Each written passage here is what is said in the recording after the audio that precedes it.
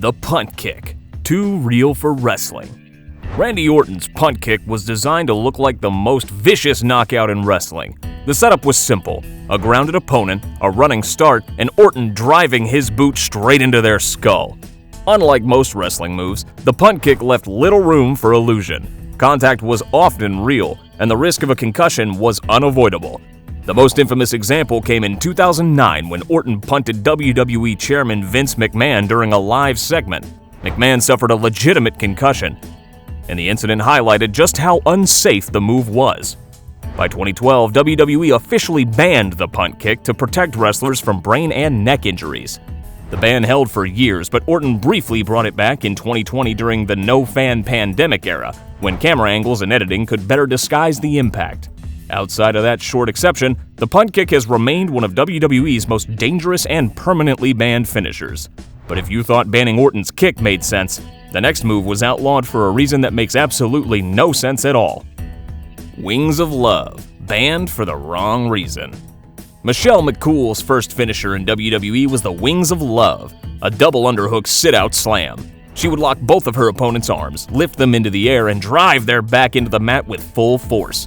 The move looked clean, crisp, and powerful, but it was also safe when performed correctly. Despite this, the WWE officials told McCool to stop using it.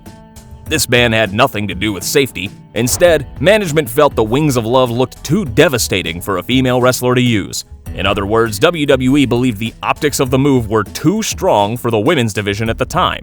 The irony was that McCool replaced it with a different finisher called the Faithbreaker, which was nearly identical to AJ Styles' Styles Clash. Unlike the Wings of Love, the Styles Clash carried real risks. Wrestlers had to tuck their head backward instead of forward, which went against instinct, and botches often led to neck and spinal injuries. WWE effectively banned a safe move and approved a more dangerous one, all because of outdated perceptions about women's wrestling. But McCool wasn't the only star to lose a signature move for an off-the-wall reason. The next finisher was pulled from WWE television right after its owner became world champion. Curb Stomp, too imitatable for kids. The Curb Stomp was one of the most brutal-looking finishers in modern WWE. Seth Rollins would force his opponent's head down, then leap forward and drive their face into the mat under the full weight of his boot.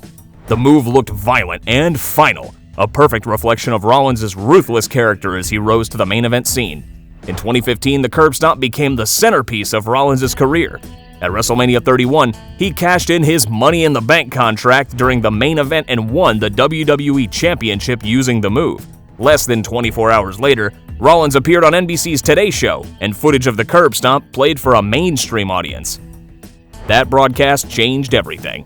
Vince McMahon reportedly panicked, fearing that children watching at home might try to imitate the move in real life.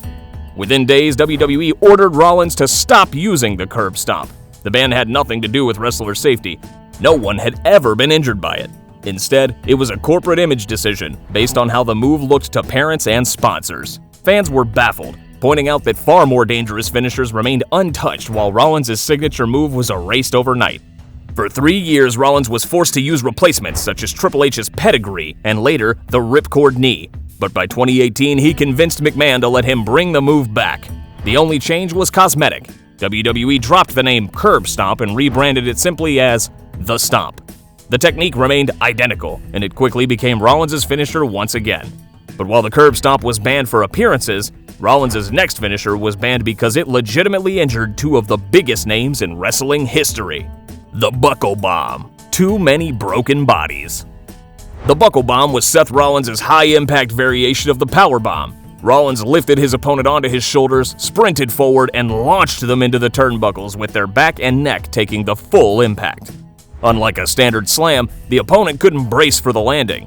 The whiplash effect made the move unpredictable and far more dangerous than it looked. The most alarming case happened in 2015 at Night of Champions when Rollins buckle-bombed Sting. The 56-year-old legend collapsed after the impact, later revealing that he had lost feeling in his limbs during the match. Doctors confirmed he had sustained a serious spinal injury that nearly ended his mobility permanently. Sting returned years later, but that match effectively ended his full-time WWE career. Less than a year after Sting's scare, Rollins injured another main event star with the same move. At SummerSlam 2016, he buckle-bombed Finn Bálor into the ringside barricade. The force dislocated Bálor's shoulder, forcing him to surrender the Universal Championship just 24 hours after winning it. Even with two high-profile accidents, WWE resisted banning the move. The final straw came in 2020 when Nia Jax attempted a buckle bomb on Kairi Sane during Raw. Sane crashed head first into the turnbuckles and was left concussed on the mat. That incident convinced WWE to outlaw the buckle bomb completely, citing its repeated history of severe injuries. But Rollins wasn't the only star forced to abandon a dangerous finisher.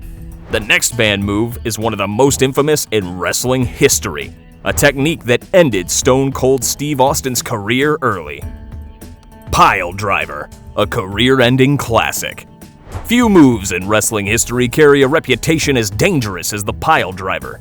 The technique involved lifting an opponent upside down, locking their head between the thighs, and then dropping into a seated position to spike their head into the mat.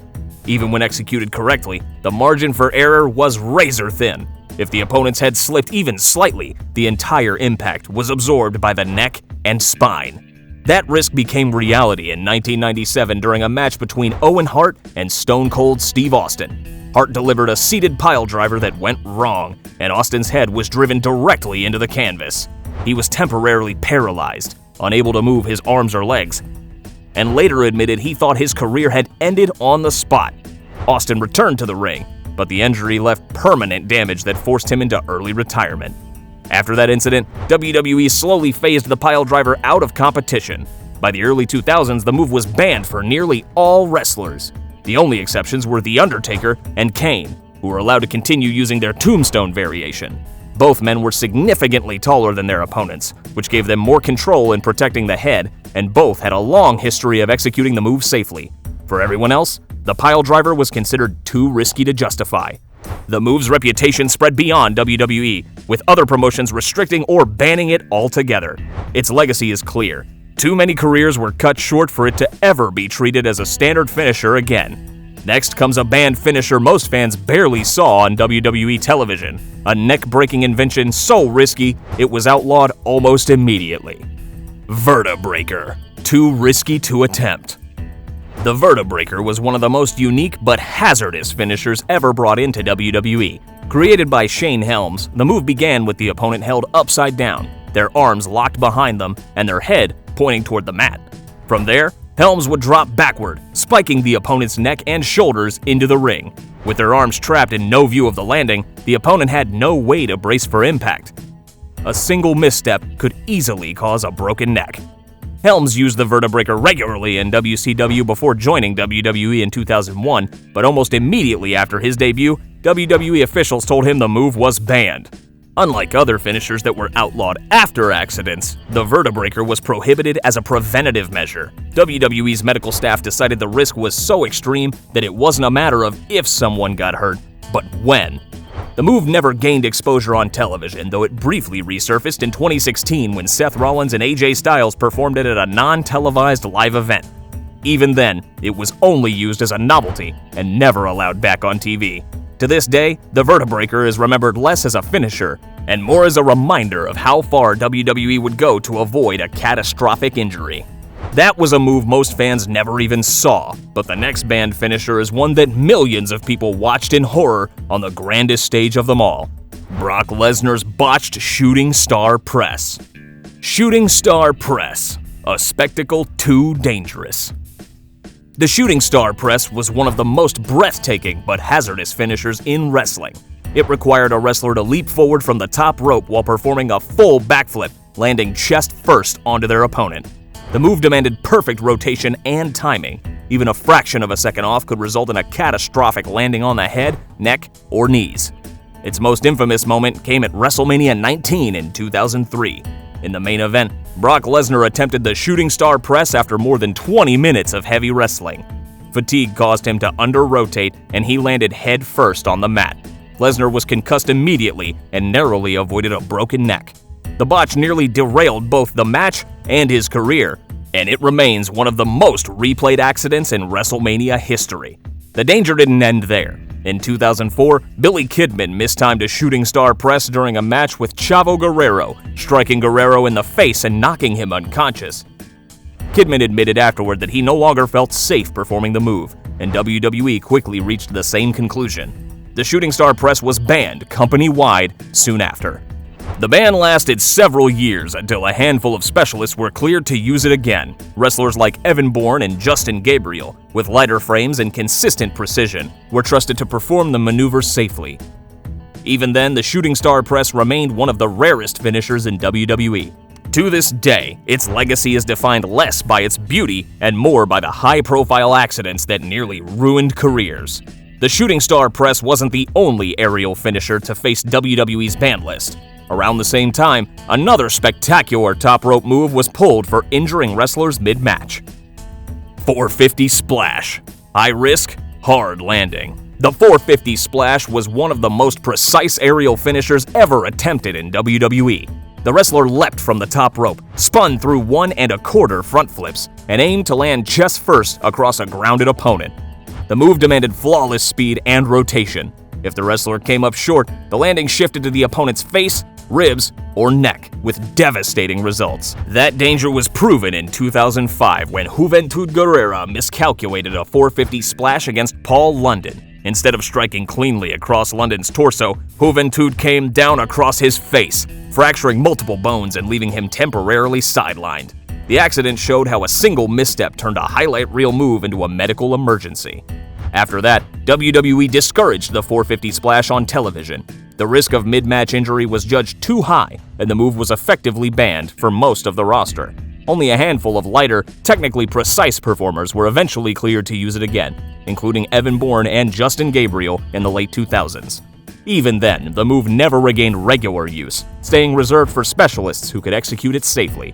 While WWE kept the 450 Splash on a tight leash, it remained popular in promotions outside the company, particularly in Japan and on the independent scene, where high-risk aerial wrestling was more accepted. In WWE, though, the move's legacy became a cautionary tale, spectacular when done right, but unforgiving when done wrong. If the 450 Splash was high-risk and hard to control, the next banned finisher was even rarer. It appeared only once on WWE television before being erased, remembered more for its danger and politics than for the man who performed it. Burning Hammer. Too rare to survive. The Burning Hammer carried a legendary reputation as both awe-inspiring and deadly. First made famous in Japan by Kenta Kobashi, the move was used only a handful of times in his entire career. Its danger was built into the design. The opponent was lifted into an inverted fireman's carry and then driven head and neck first into the mat at a steep angle. There was almost no margin for error, and even when executed perfectly, the landing put enormous stress on the spine. In WWE, the Burning Hammer was seen just once, on an episode of Raw. In 2011, Tyler Rex performed the move, shocking fans who recognized its legacy from Japanese wrestling. Almost immediately afterward, WWE banned it. Officially, the reason was safety. The risk of serious injury was simply too great. But Rex later claimed that John Cena objected to the move because it resembled his own attitude adjustment, and that political pressure helped ensure it was pulled. WWE never confirmed that account, but the story has fueled debate ever since. Whatever the reason, the result was the same. The Burning Hammer disappeared from WWE almost as soon as it arrived. Its single televised appearance makes it one of the rarest finishers in company history, remembered more as a forbidden legend than an actual part of WWE programming. If the Burning Hammer was erased before it could take hold, the next banned finisher carried the opposite problem. It was already iconic, tied to a controversial superstar, and banned partly because of who performed it. CM Punk's Go to Sleep. Go to Sleep, banned by circumstance and injury. The Go to Sleep, or GTS, was one of the most recognizable finishers of its era. Made famous in WWE by CM Punk, the move saw an opponent lifted into a fireman's carry and then dropped face first into a rising knee strike. It was fast, sudden, and decisive. It became so closely tied to Punk's identity that fans chanted its name whenever he stepped into the ring. The technique was originally created by Japanese wrestler Kenta, who joined WWE in 2014 under the name Hideo Itami, but despite inventing the move, he was not allowed to use it at first. WWE management feared that letting Itami perform the GTS would constantly remind fans of Punk, who had walked out of the company that same year on hostile terms. For a time, the move was shelved purely because of politics. When Itami was eventually cleared to use his own invention, the decision backfired. In late 2017, during a match with Brian Kendrick, Itami delivered the GTS and accidentally broke Kendrick's nose and orbital bone. The injuries sidelined Kendrick and reinforced WWE's belief that the GTS was both unsafe in execution and problematic in presentation. Shortly afterward, the move was quietly pulled again, and it has remained absent from WWE's main roster. The GTS stood out because it had already been a centerpiece finisher for years before WWE banned it, making its disappearance impossible to miss. And while politics played a role, its history of injuries ensured the move stayed off television. If the GTS was capable of breaking faces, the next banned finisher carried an even grimmer reputation. A botched variation nearly left The Undertaker with a broken neck. Brainbuster, a botch that changed the rules. The Brainbuster was a dangerous twist on the vertical suplex. Instead of lifting an opponent up and falling backward, the wrestler dropped straight down, spiking the opponent's head and neck into the mat. The move was a staple of Japanese wrestling, where it carried a reputation for ending matches decisively. In WWE, though, its margin for error made it far too risky. That risk became undeniable in 2019 at WWE Super Showdown. During his match with The Undertaker, Goldberg attempted his signature jackhammer. Exhausted and disoriented, he lost control of the landing. Instead of completing the move, he dropped Undertaker almost head first into the canvas, turning the attempt into an unintentional brainbuster. Undertaker escaped with only minor injuries, but the botch was immediately replayed worldwide as one of WWE's most dangerous mistakes in recent memory. The fallout was severe. Undertaker's visible frustration in the ring, coupled with fan backlash over the quality of the match, forced WWE to take action. The Brainbuster had rarely been used in the company before, but after Super Showdown, it was formally banned. The incident underscored why WWE had resisted the move in the first place. Even the most experienced wrestlers could not guarantee its safety. If Goldberg's botched jackhammer highlighted how close a move could come to disaster, the next and final banned finisher proved how real that danger could be. Samoa Joe's Muscle Buster didn't just shorten a career, it nearly ended a wrestler's life. Muscle Buster, the move that nearly killed a wrestler. In 2015, Tyson Kidd's career ended in an instant. During a dark match before Raw, Samoa Joe delivered his trademark Muscle Buster, a move he had performed safely for over a decade. The landing went wrong. Kidd collapsed and was rushed to the hospital, where doctors diagnosed a fractured spinal cord at the base of his neck. The prognosis was grim. The injury carried only a 5% survival rate. Most victims either die immediately or are left permanently paralyzed. Kidd survived, but his in-ring career was finished that night. The Muscle Buster itself was a creative mix of power and control. Joe hoisted his opponent onto his shoulders in a seated position, trapped their head and arms, and then dropped forward to drive them into the mat. In every other match, it had been reliable. But Kidd's accident proved that even a move with a long track record of safety could turn deadly in a split second. After the incident, WWE quietly banned the Muscle Buster. Joe was forced to retire it and adopted the Coquina Clutch as his primary finisher instead. Kidd, meanwhile, endured months of recovery and rehabilitation, but the injury left him unable to ever wrestle again. The Muscle Buster remains one of the most chilling examples in WWE history of how entertainment can tip into tragedy. It's remembered not as a highlight reel finish, but as a reminder that one miscalculation in the ring can change or end a life forever.